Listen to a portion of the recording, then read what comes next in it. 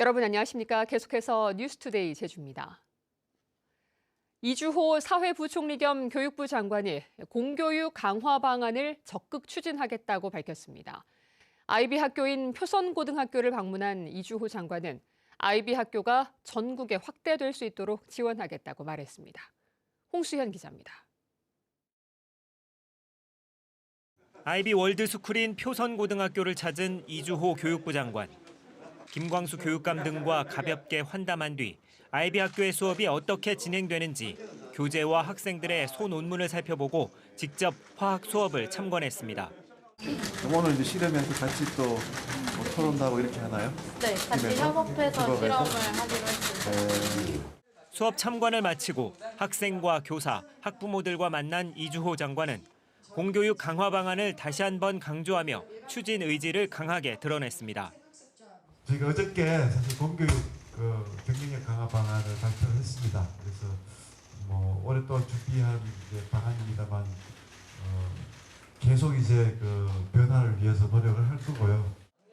또 제주와 대구에서 꽃을 피우기 시작한 아이비 학교가 공교육 강화의 의미가 크다며 전국에 확산될 수 있도록 지원하겠다고 말했습니다.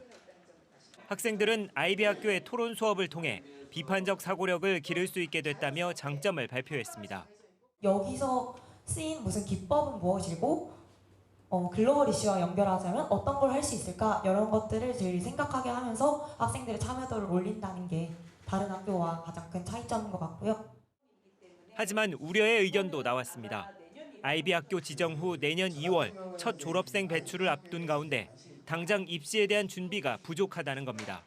전공으로 필수로 이수해야 되는 과목을 안 하게 되면 그 학교는 내가 가고 싶어도 못 가는 이런 부분이 있다 보니 엄마들은 그런 걸로 인해서 정말 걱정을 많이 하는 부분이 있어요.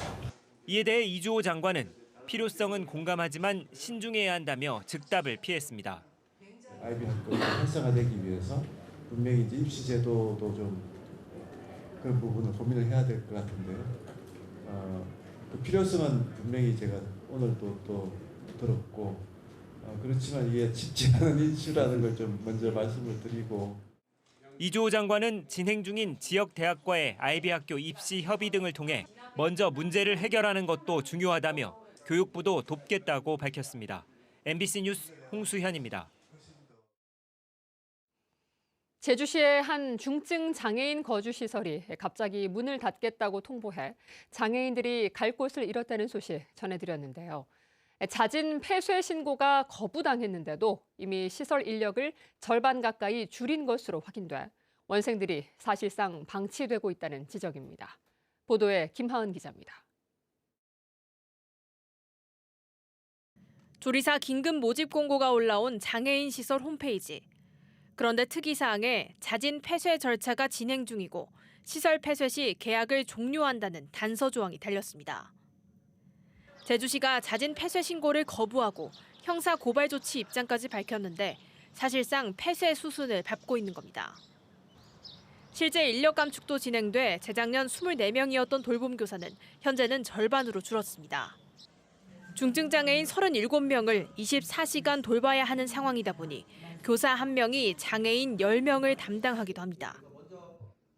저희는 업무가 엄청 늘어나죠. 그러니까 제가 제일 우려하는 거는 이 안전사고, 자폐성 장애인 분들이 대부분 많아요. 그렇기 때문에 감각이나 집착, 장애 타해가 많거든요. 이러다 보니 시설 입소자들이 사실상 방치되고 있다는 우려가 나옵니다. 보호자들은 교육 프로그램은 물론 나들이 시간도 줄었다고 말하고 있습니다. 아무 프로그램도 없고 밥 먹고 자고 텔레비 보다 자고 아무리 장애인이지만 그거는 사람 사는 세상이 아니죠. 그냥 소파에 몇 명 앉아있고 무기력하게 활기가 없고. 폐지 통보와 장애인 돌봄 인력 부족에 대한 시설 측의 입장을 물었지만 답변을 들을 수 없었습니다. 저희 답변 드릴 게 없으면 끊겠습니다. 지난 10여 년간 수십억의 국가 보조금을 받아온 시설이 폐쇄 결정을 하며 제대로 된 돌봄을 못 받는 장애인들. 보호자들은 오늘 제주도청 앞에서 행정당국의 책임 있는 해결책을 요구하는 규탄 집회를 이어갈 예정입니다. MBC 뉴스 김하은입니다. 달리던 버스에서 승객이 의식을 잃고 갑자기 쓰러지는 사고가 발생했는데요. 버스 기사의 침착한 대응으로 목숨을 구했는데 정기적으로 받았던 심폐소생술 교육이 빛을 발했습니다. 이따금 기자입니다. 주행하던 시내버스가 잠시 멈추자 승객 한 명이 버스 안전대를 잡더니 갑자기 뒤로 쓰러집니다. 주변에 있던 시민들이 놀라 우왕좌왕하던 순간 백미러로 뒤를 살피던 버스기사가 승객에게 달려갑니다.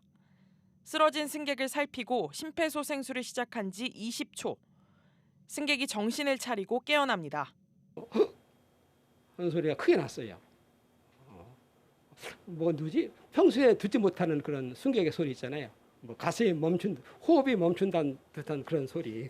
듣고 백미러를 딱 보니까 아주머니가 넘어지는 거예요. 갑자기 의식을 잃었던 승객을 버스기사가 발빠른 대처로 구조한 겁니다.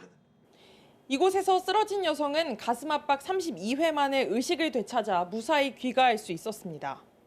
긴박한 순간에도 침착하게 대응할 수 있었던 건 평소 회사에서 정기적으로 받았던 안전교육 덕분이었습니다. 의외로 돌발 상황이 많이 좀 발생이 됩니다. 근데 이제 안전운행은 기본이고 이런 돌발 상황이 발생됐었을 때 우리 기사님들께서 즉각적으로 대처를 할 수 있도록 평소에 꾸준한 교육을 통해서 진행을 하고 있습니다. 제주에서는 지난달에도 길가에서 의식을 잃고 쓰러진 여성을 시민들이 심폐소생술로 구했고 지난 1월에는 호텔 빵집에서 쓰러진 관광객을 제빵사가 심폐소생술로 살리기도 했습니다. 위급 상황에 시민들의 심폐소생술이 빛을 발하는 순간들이었습니다. MBC 뉴스 이따금입니다.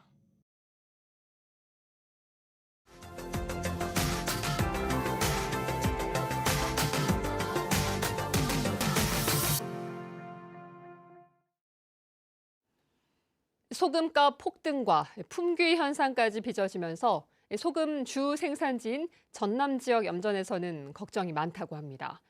이례적으로 오른 소금값 거품이 꺼지면 그 피해가 고스란히 염전에 돌아올 수밖에 없기 때문입니다. 목포 MBC 박종호 기자가 보도합니다. 전남 신안의 한 염전 창고에서 소금 포장 작업이 한창입니다. 최근 5천여 건이 넘는 주문이 들어오면서 바쁜 하루를 보내고 있습니다. 주문 물량을 맞추기 힘들다 보니 추가 주문은 당분간 받지 않고 있을 정도입니다. 현지에서 판매하는 20kg 소금은 2만 5천 원 수준, 중간 유통 과정을 거치면서 최대 8만 원까지 올랐습니다. 소금은 잦은 재구매가 이루어지는 품목이 아니다 보니 소금 생산자들은 최근 이례적인 소금 주문 폭등에 걱정이 많습니다. 시장에 거품 낀 가격으로 소금이 많이 풀릴 경우 본격적인 김장철에 오히려 가격이 폭락할 수 있고 그 피해는 고스란히 염전에 돌아올 수밖에 없기 때문입니다. 지금 높은 가격의 소금들을 많이 사뒀기 때문에 실상 또 우리가 소금을 출하해야 될 시기에는 소금값이 떨어지지 않을까, 또 많이 샀기 때문에 또 구매를 하지 않을까 그런 두려움이 있는 거죠. 치솟는 인건비와 후쿠시마 오염수 방출 문제는 미래 수익에도 큰 영향이 있을 수 있다 보니 답답해하고 있습니다. 수산시장도 뒤숭숭한 상황이 이어지고 있습니다.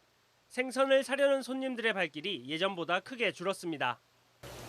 한창 장사를 시작할 시간이지만 손님이 줄다 보니 문을 닫는 가게도 발생하고 있습니다. 말 그대로 업종을 바꿔야 되는가 그런 생각들을 하고 있어요. 회 먹자 그러면은 다른 손님이 지금 때가 어느 때인데 회 먹냐, 고기 먹으러 가자 이런 식으로 이제 돌아가요. 후쿠시마 원전 오염수 방류가 임박해지면서 불안감과 걱정은 더욱 커지고 있습니다. MBC 뉴스 박종호입니다.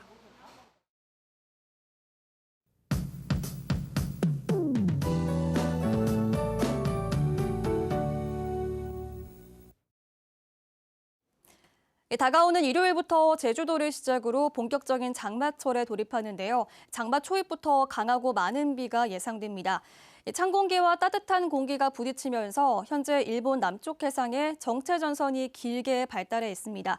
주말에 중국에서 다가오는 저기압이 이 정체전선을 제주까지 끌어올리겠고요. 일요일 새벽부터 비가 오기 시작하겠습니다. 또 북태평양 고기압을 따라서 뜨겁고 습한 남서풍도 유입되면서 비구름대가 강하게 발달하겠습니다. 강한 비가 집중되는 시기는 일요일 오후부터 밤 사이, 그리고 다음 주 월요일 오후부터 화요일 새벽 사이인데요. 벼락을 동반한 집중호우가 예상되고 호우특보가 발효되겠습니다. 바람도 강하게 불어서 주말부터 항공편과 배편 이용객들은 운항 정보 확인이 필요하겠고요. 피해 없도록 대비 잘 해주시기 바랍니다. 오늘은 고기압의 영향으로 제주 전 지역에서 맑은 날씨 보이겠습니다. 서귀포를 중심으로는 자외선 지수가 위험 정도까지 오르겠는데요. 자외선 차단 잘 해주시기 바랍니다. 아침 현재 기온 어제와 비슷하게 시작하고 있습니다. 제주 21도, 서귀포 22도, 성산 20도 보이고 있고요. 낮 최고 기온은 27도까지 오르면서 덥겠습니다. 바다의 물결은 제주 전 해상에서 잔잔하게 일겠는데요. 일요일 오전부터 물결이 4m까지 높아지겠습니다. 다음 주 수요일에 비가 그쳐도 당분간 정체전선이 머물면서 비가 내릴 가능성이 있겠습니다. 기상정보였습니다. 읍면 지역의 교통복지 카드와 어르신 행복택시 지원 대상이 다음 달부터 확대됩니다. 제주도는 다음 달부터 지원 대상을 기존 만 70세에서 만 65세 이상으로 확대한다고 밝혔습니다. 이에 따라 제주 교통복지 카드를 발급받으면 버스를 무료로 이용할 수 있고 어르신 행복택시는 한 번 이용할 때 최대 15,000원까지 하루 2차례 연간 16만 8천 원 범위에서 무료로 이용할 수 있게 됩니다. 외국인 관광객을 상대로 불법 영업을 한 무자격 가이드들이 무더기로 적발됐습니다. 제주도 자치경찰단은 지난 4월부터 외국인 관광객을 상대로 한 불법 관광 행위를 특별 단속하고 무등록 여행업 행위 등 11건을 적발했습니다. 이들은 대부분 중화권 관광객을 상대로 무자격 가이드를 한 혐의를 받고 있는데 현장 잠복 수사에 덜미를 잡혔습니다. 해안에서 가장 많이 발견되는 해양 쓰레기는 플라스틱과 스티로폼 파편인 것으로 나타났습니다.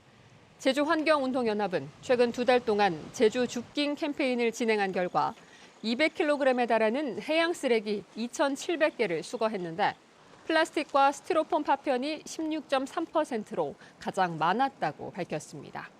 반면 그동안 상위 5개 품목을 차지했던 페트병과 병뚜껑은 줄어들어 어업 쓰레기 관리 대책이 필요하다고 덧붙였습니다. 제주 지역 맞벌이 가구 비중이 전국에서 가장 높은 것으로 조사됐습니다. 통계청에 따르면 지난해 10월 기준 도내 맞벌이 가구는 1년 전보다 2,000가구 늘어난 16,000가구로 전체 배우자가 있는 가구 가운데 63.5%를 차지했습니다. 이는 전국 평균 맞벌이 가구 비율 46.1%보다 17.4%포인트 높은데 통계가 개편된 지난 2015년 이후 역대 가장 높았습니다. 제주도 평화로 상습 결빙 구간에 도로 열선이 설치됩니다.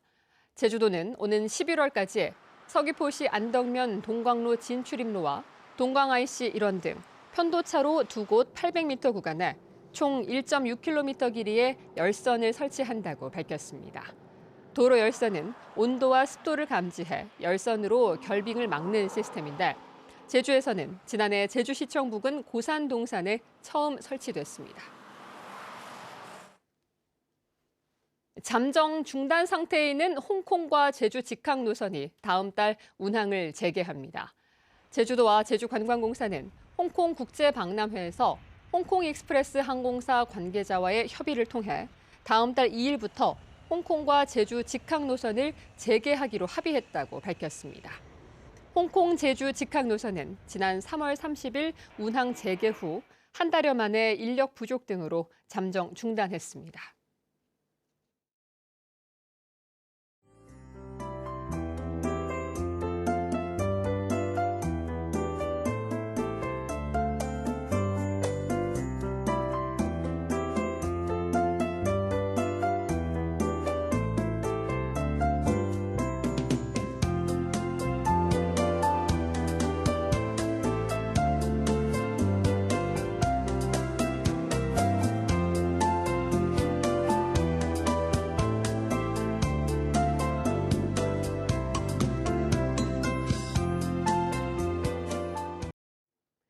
뉴스투데이 제주였습니다. 시청해주신 여러분 고맙습니다.